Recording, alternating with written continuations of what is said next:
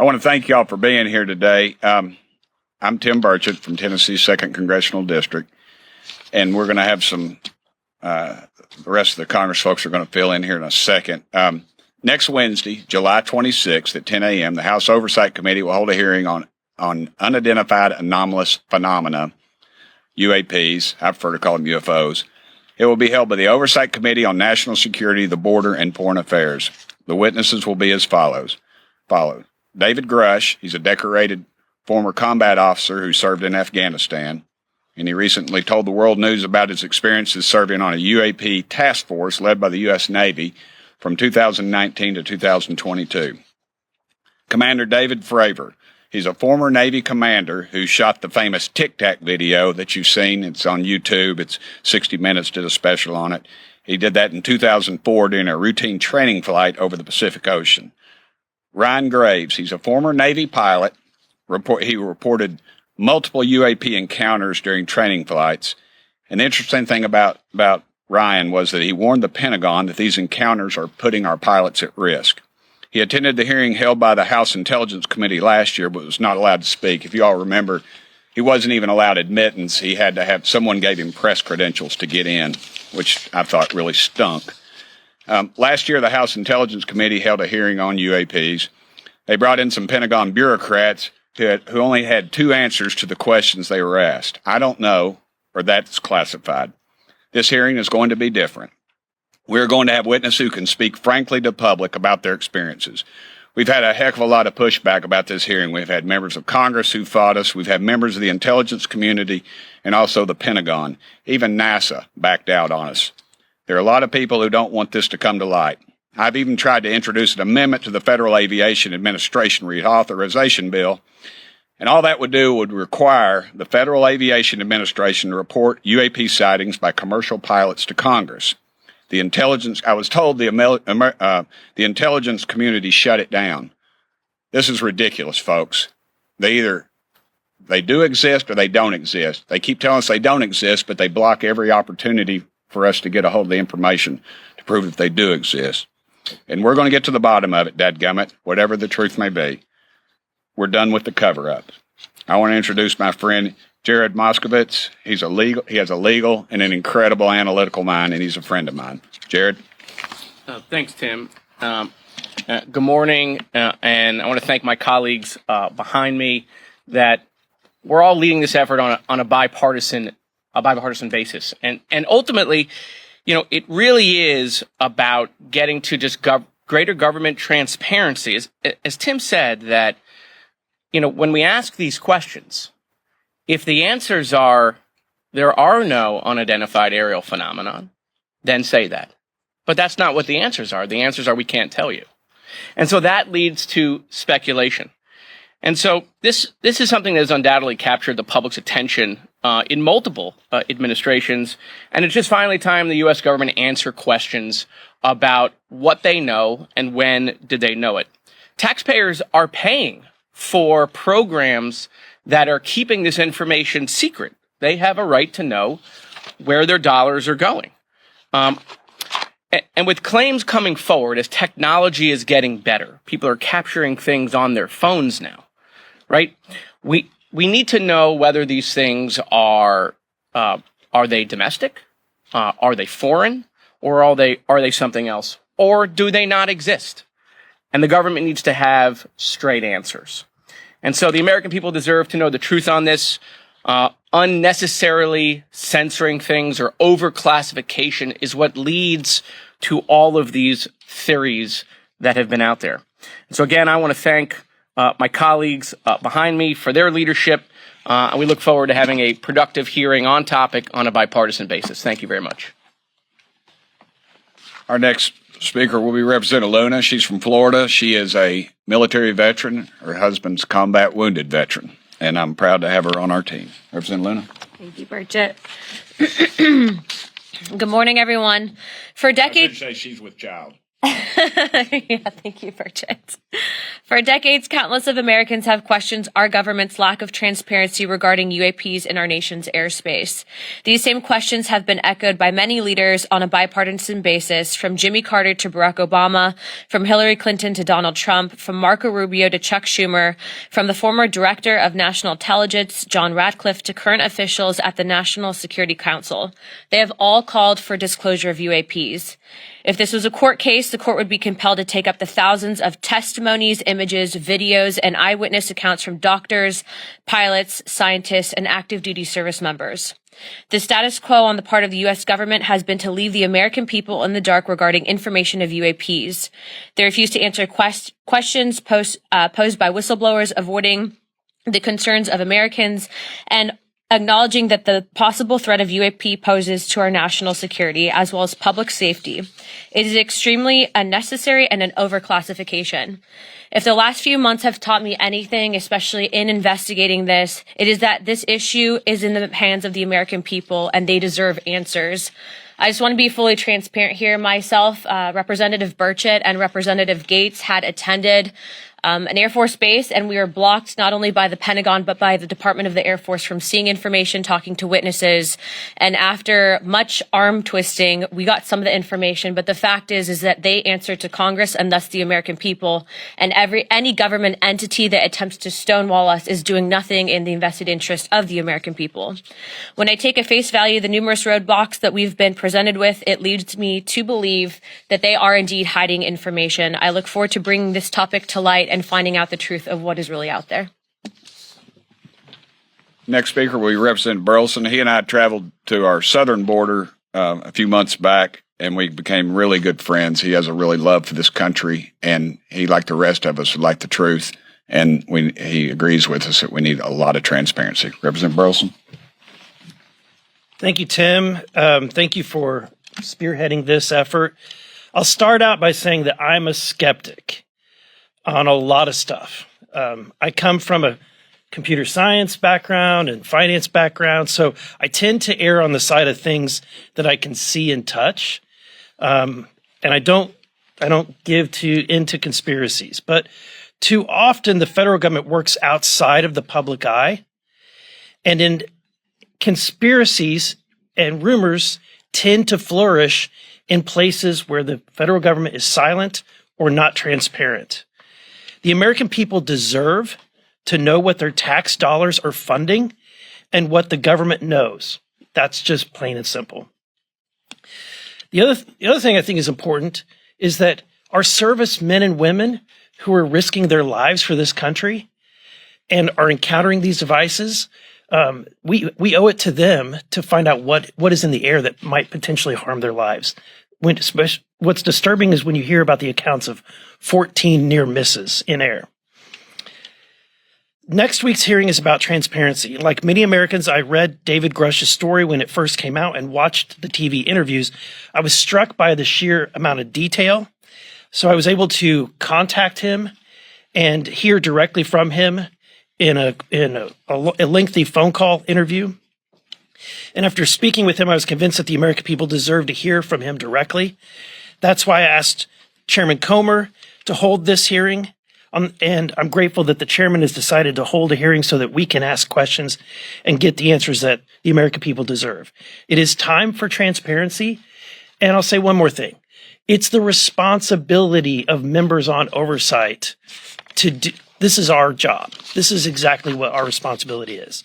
So I'd like to thank Tim and my other colleagues for their leadership in putting this together. And I want to thank the chairman for his support. We'll answer your question. I, too, would like to thank Chairman Comer and Speaker McCarthy, who have allowed us to do this. Yes, sir. Good morning. Just anybody. My question starts with you here, but walk us through what has happened. You say you tried to get information from the military. Yeah, we were. And if others have other, give us very specific things, what the inquiry was, what they responded, how you went back, and therefore what your thesis is and what they're trying to cover up. Okay, well, and what Representative Luna and I experienced was our colleague Matt Gates was contacted by some folks that said that some people would like to talk about some information, some things they'd seen. and we contacted the Air Force, and we flew. We were told we were going to be briefed on this issue, the UAP. I like UFO, and we got down there, and it was the traditional skiff James Bond stuff. You leave your phone, your Fitbit. We go in, and the synopsis had nothing to do. It was some pretty big important stuff, but it was not anything to do with the UFO. And we stopped the thing rightfully right in the middle of it and said, "Hey, this is not what you all told us we were coming down here for." And they basically told us, "We're not going to give it to you." The arrogance of this general was beyond belief. The Pentagon. This is Department of the Air Force. It was the commanding. Oh, yeah, of course. It was the commanding general of Eglin Air Force Base. And ultimately, even before we got down there, the Pentagon actually tried to cancel the field hearing. And also, it's important to note that these were whistleblowers. These were pilots that had come forward to Representative Gates' office with information saying this needs to be investigated. We have an increase in sightings in this region. And it's a cause for concern for national security reasons. We don't know what it is. So we went down there. We were stonewalled.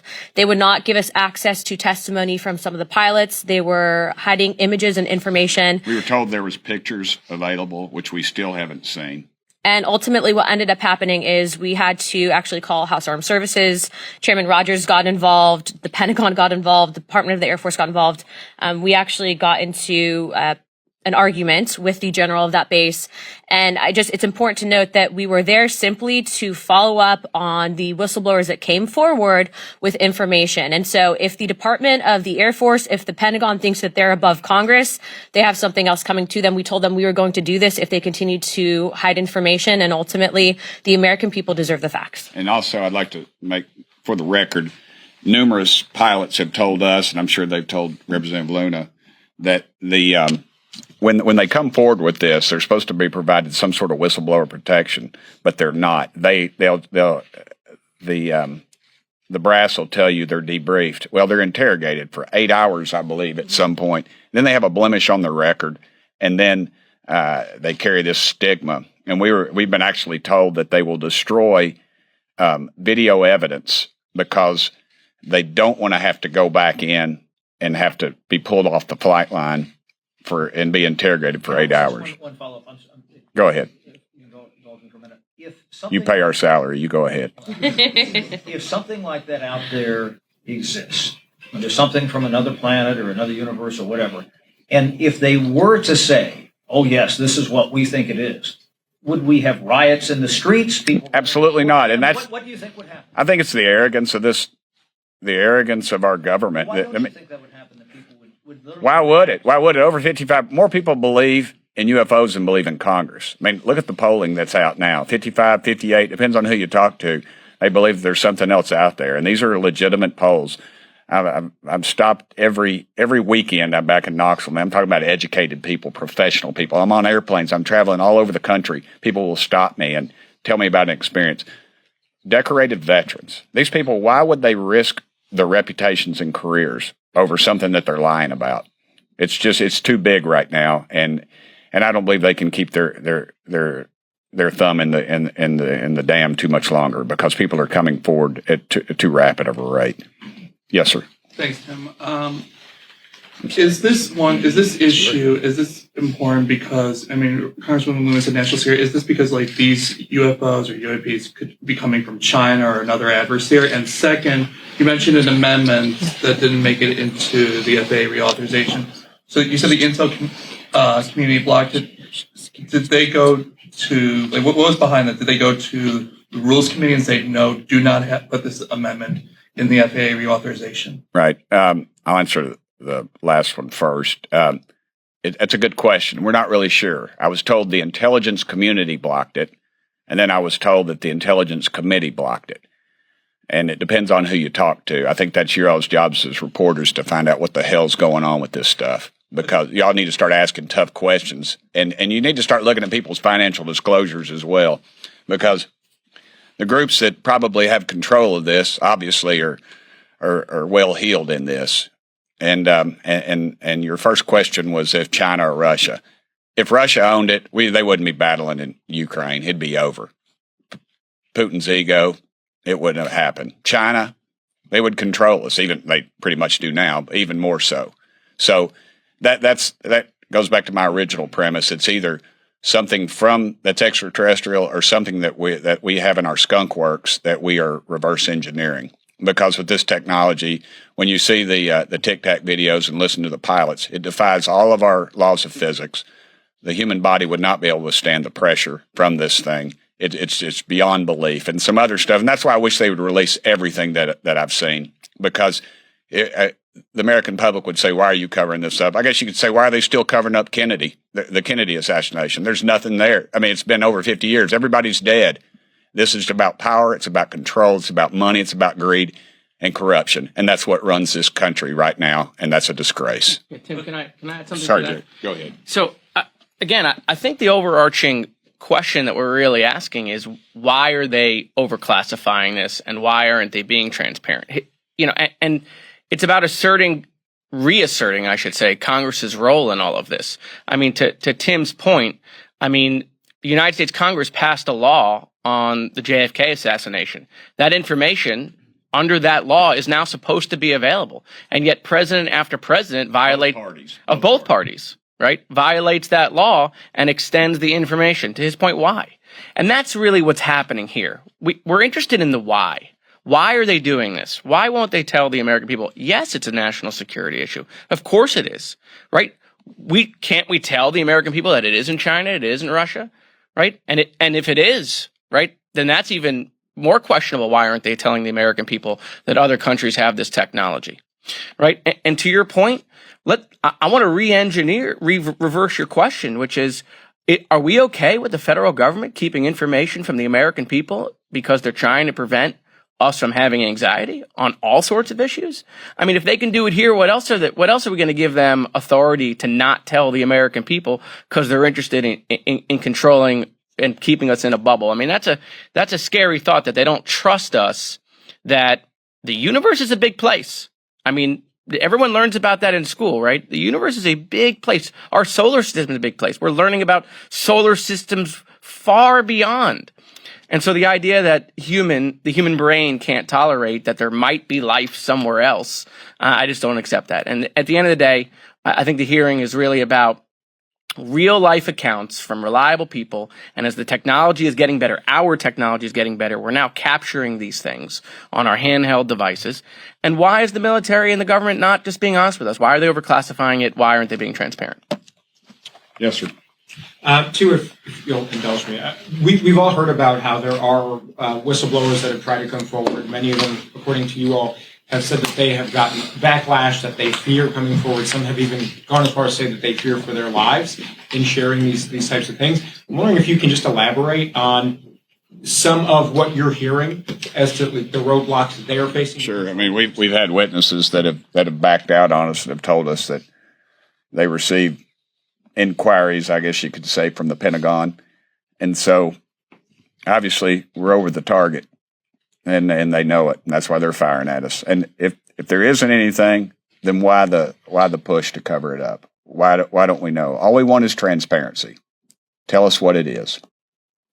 And my second question is just, at the hearing next week, should we expect to be seeing new visuals in terms of video or pictures of like physical, craft that maybe we have not yet seen? Possibly, but I think what you're going to see is real questions.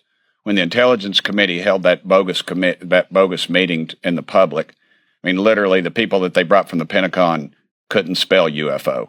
That was the most ridiculous thing. I don't know if any of y'all saw that or not. They had one video where the guy filmed it out of his canopy with a cell phone.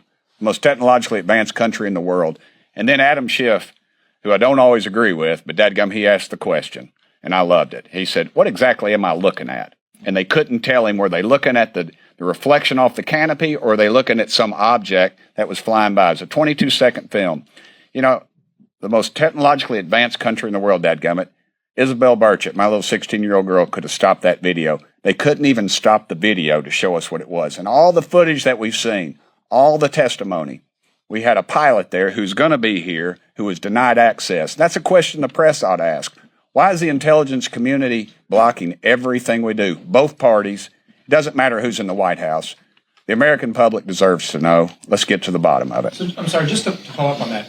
Are you suggesting there are better quality images, better quality video? I've seen better quality Yes, videos, absolutely. dude. Absolutely 100%. And they need to release them. You've talked about the bipartisan support for this. How fast can you get something moved along here in Congress and then ultimately have that declassification process and reform happen? It's like a glacier. I mean, you know, we get fight every step of the way. But I think the American public, and here's what's going to happen. A few of the big shots in Congress are going to get a call from some of their donors saying, hey, let's get to the bottom of this. And they're going to start getting interested. I've had so many congressmen put a bug in my ear saying, man, I've had, some of them have told me they've had sightings and they're afraid to say anything and they're glad we're doing it. So I think we're knocking the varnish off of it a little bit with this. Do I think, you know, we're not going to bring you in a saucer or a little green man. That's not what it's going to be about.